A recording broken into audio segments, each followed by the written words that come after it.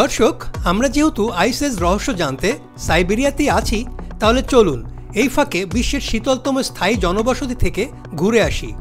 আমি কিন্তু আগেই বলেছি, সাইবেরিয়ায় ঘোরাঘুরি করার শারীরিক ও মানসিক প্রস্তুতি ও সক্ষমতা আপনার আছে তো। কারণ আপনি যতই শীতপ্রধান দেশের বাসিন্দা হন না কেন, ঠান্ডা সহ্য করার ক্ষমতা কিন্তু একটা পর্যায়ের পর হার মানবে এবং আপনি অসুস্থ হয়ে পড়বেন, এমনকি মারাও যেতে পারেন। মেরুবৃত্তের ভেতরে এবং এর কাছাকাছি অঞ্চলে পৃথিবীতে অনেক ছোট ছোট শহর বা জনপদ আছে যারা কঠিন ঠান্ডা উপেক্ষা করে বসবাস করছে। আর এসব জনপদের মধ্যে সবচেয়ে ভয়ানক শীতলতম স্থায়ী বসতির নাম ওয়মিয়াকন। এটি সেন্ট্রাল সাইবেরিয়ার ছোট্ট একটি শহর। এই শহরে ঠান্ডার তীব্রতা এতই বেশি যে আপনি ঘরের বাইরে বেরুলেই শেষ, অর্থাৎ চিরতরে জীবন্ত বরফের স্ট্যাচু বা ফসিলে পরিণত হবেন। এখন প্রশ্ন হলো, এই শহরে মানুষ বেঁচে আছে কিভাবে? তো প্রিয় দর্শক, বিশ্বের শীতলতম আশ্চর্য জনপদ ওয়মিয়াকন সম্পর্কে বিস্তারিত জানতে চোখ রাখুন আমার মহাকাল চ্যানেলে এবং সাবস্ক্রাইব করে বেল আইকনটি অ্যাক্টিভ করে দিন।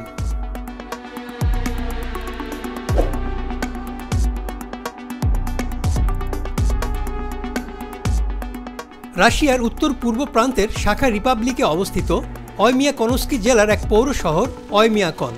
শহরটি কোলাইমা হাইওয়ের পাশে অবস্থিত তোমতোর হতে 30 কিলোমিটার বা 19 মাইল উত্তর পশ্চিমে ইন্দিগিরকা নদীর তীর বরাবর গড়ে ওঠা একটি স্থায়ী জনপদ।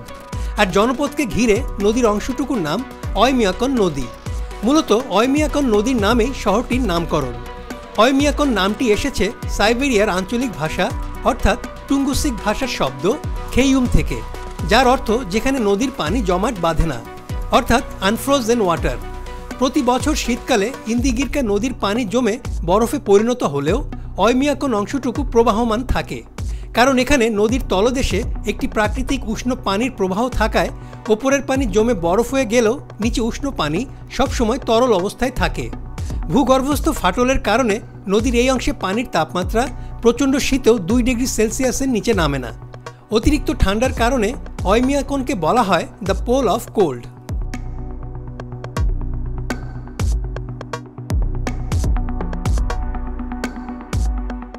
ওয়মিয়াকনে শুধু হাড় হিম করা ঠান্ডাই নয়, এটি সাইবেরিয়ার অত্যন্ত দুর্গম এলাকাও বটে।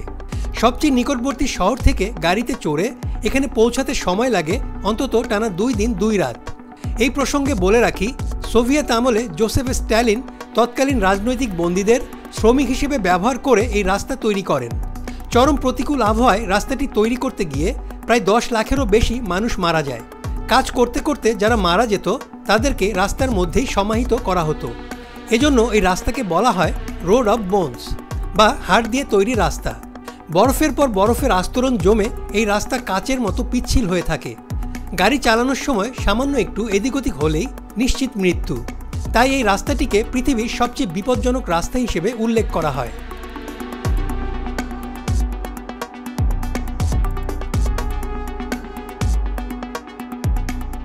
দর্শক নিশ্চয়ই ভাবছেন, এই শহরে এত ঠান্ডা পড়ার কারণ কি?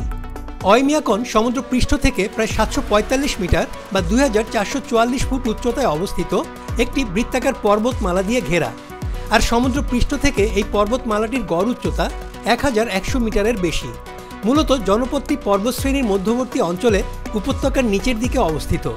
শীতল বায়ু অপেক্ষাকৃত ভারী হয়, তা এই পর্বতমালার ভেতরেই জমা হতে থাকে। আর আশেপাশে কোনো সমুদ্র না থাকায় চরম ভাবাপন্ন শীতল তাপমাত্রা শহর থেকে বাইরে বের হতে পারে না। তাই এখানে সবসময় তীব্র শীত বিদ্যমান থাকে এবং ঘন ঘন তুষারপাত হয়।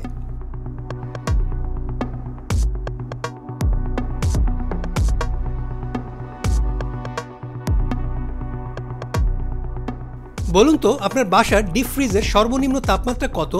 -10 ডিগ্রি সেলসিয়াস যথেষ্ট। অথচ শীতকালে এই শহরের স্বাভাবিক তাপমাত্রা -45 ডিগ্রি সেলসিয়াস।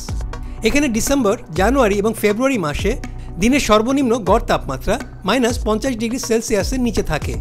বিশেষ করে জানুয়ারি মাসে প্রতিদিনই তাপমাত্রা -60 ডিগ্রি সেলসিয়াসের নিচে রেকর্ড করা হয়। সে সময় স্থানীয় বাসিন্দারা খুবই অসুবিধায় পড়ে যায়, কারণ এই তাপমাত্রায় ফ্রস্ট বাইট হওয়ার সম্ভাবনা থাকে অনেক বেশি। ফ্রস্ট বাইট হলো প্রচণ্ড ঠান্ডায় শরীরের অনাবৃত কোনো স্থানের রক্ত জমাট বেঁধে যাওয়া। শরীরের কোনো অংশে ফ্রস্ট বাইট হলে আক্রান্ত কোষগুলো ধীরে ধীরে শরীর থেকে খসে পড়ে। তাই তাপমাত্রা -55 ডিগ্রির নিচে নেমে গেলে এখানে কেউই বাড়ির বাইরে বের হয় না। সে সময় এখানকার একমাত্র স্কুলটিও ছুটি দিয়ে দেওয়া হয়। 1920 সালে ওয়াইমিয়াকনে -72°C তাপমাত্রা রেকর্ড করা হয়, যা স্থায়ী বসতিপূর্ণ কোনো এলাকায় রেকর্ড করা পৃথিবীর সর্বনিম্ন তাপমাত্রা।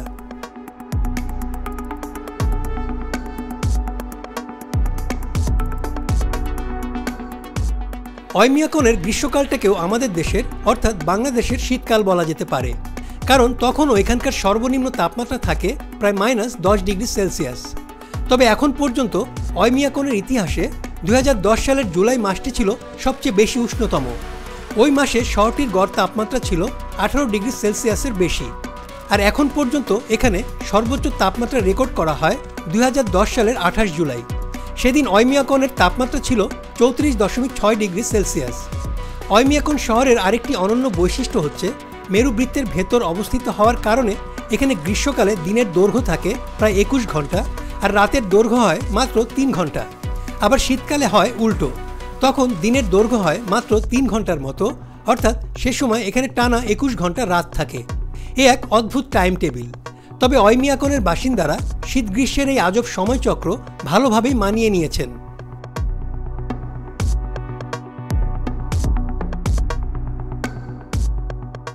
দর্শক, আপনি এতক্ষণে নিশ্চয়ই ওয়াইমিয়াকনের তীব্র ঠান্ডার ধকটা আন্দাজ করতে পারছেন।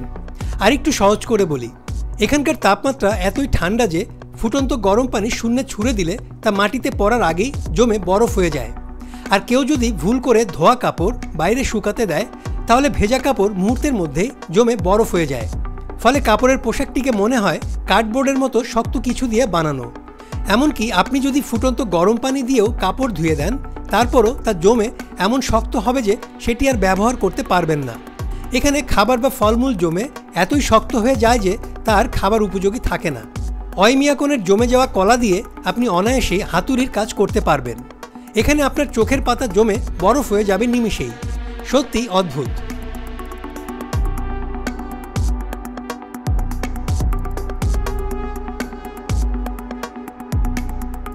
তীব্র ঠান্ডার পরিবেশের কারণে এখানে কোনো চাষাবাদ সম্ভব হয় না। ফলে অধিবাসীদের খাদ্য তালিকায় শর্করা প্রায় নেই বললেই চলে। দৈনিক ক্যালোরি চাহিদার সিংহভাগই পূরণ হয় আমিষ থেকে। এই আমিষের উৎস হিসেবে স্থানীয়রা মাছ এবং রেইনডিয়ারের ওপর নির্ভরশীল। বিশেষ করে শীতকালে 3 বেলা ঘোড়ার মাংস খেতে হয় বাসিন্দাদের। এছাড়া এখানকার জেলেরা তাদের বলগা হরিণের টানা গাড়িতে চড়ে ওয়াইমিয়াকন নদীতে মাছ শিকার করতে যায়। এখানে মাছ শিকার পদ্ধতিটা দারুণ। নদীগুলো শীতকালে পুরোপুরি জমে বরফ হয়ে থাকলেও মাছ খুঁজে পেতে জেলেদের একটুও কষ্ট করতে হয় না, কারণ মাছের সন্ধানে স্থানীয় ঈগল পাখি আগেই গর্ত করে রাখে।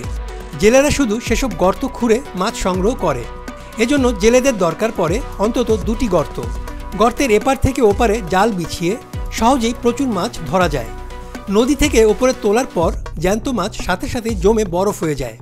আর এই শহরের সবচেয়ে জনপ্রিয় খাবার হলো গোলমরিচ এবং বিট লবণ দিয়ে মাখানো কাঁচা মাছ।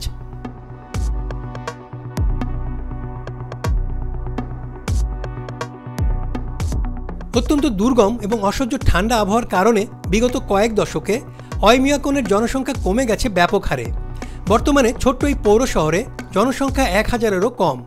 আরেকটি বড় সমস্যা হলো এই জনসংখ্যার মধ্যে কোনো লম্বা মানুষ নেই, বরং এখানে নিয়মিত যারা বাস করে তারা দিন দিন আরও খাটো হয়ে যাচ্ছে। এর জন্য নানা রকম শারীরবৃত্তীয় কারণ দায়ী। এছাড়া শীতকালে এখানে খাবার পানির কষ্ট সবচেয়ে বেশি। এই শহরে কোনো পানি সরবরাহ নেই।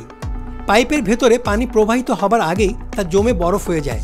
তাই ঘর গরম রাখার জন্য যে কাঠ পোড়ানো হয় সেই আগুনেই তারা মিশিয়ে দেয় বরফের টুকরো। সেই বরফ গলে যে পানি উৎপন্ন হয় তাই তারা পান করে। আবার গরমকালেও এখানে বাস করা সহজ নয়। জুন ও জুলাই গ্রীষ্মকালের এই 2 মাসে সব বরফ গলে চরম বাজে পরিস্থিতির সৃষ্টি হয়। তখন চারিদিকে জলাবদ্ধতার ফলে প্রচুর মশা ও ক্ষতিকর কালো মাছি জন্ম নেয়।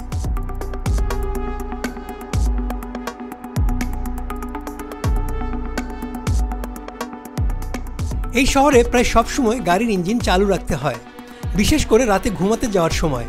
তা না হলে ঠান্ডায় ইঞ্জিন জমে বরফ হয়ে যায়। যেসব বাসিন্দা সকালে বাড়ির বাইরে দূরে কোথাও কাজে যান, গাড়ি সচল না থাকলে তাদেরকে পড়তে হয় চরম বিপাকে। এই শহরে রয়েছে একটি post office, bank, gas station এবং ছোট একটি এয়ারপোর্ট। ঋতুচক্রের পালাবদলে মানুষকে বছরের নানা সময় বিভিন্ন প্রাকৃতিক দুর্যোগ মোকাবেলা করতে হয়। পৃথিবীর বায়ুমণ্ডলে এটা একটি স্বাভাবিক প্রক্রিয়া, কিন্তু অয়মিয়াকোনের বাসিন্দাদের সারা বছরই প্রাকৃতিক দুর্যোগের মধ্যেই বসবাস করতে হয় এবং বেঁচে থাকতে হয়। মানুষ হিসেবে তাদের এক আশ্চর্য অভিযোজন ক্ষমতা। তো প্রিয় দর্শক, কেমন লাগলো পৃথিবীর শীতলতম জনপদের সাথে সময় কাটাতে? যদি ভালো লাগে তাহলে চোখ রাখুন আমার মহাকাল চ্যানেলে এবং সাবস্ক্রাইব করুন ও আপনার মতামত দিন। আপনাদের ভালো লাগাই আমার চেষ্টার আনন্দ। সবাইকে ধন্যবাদ।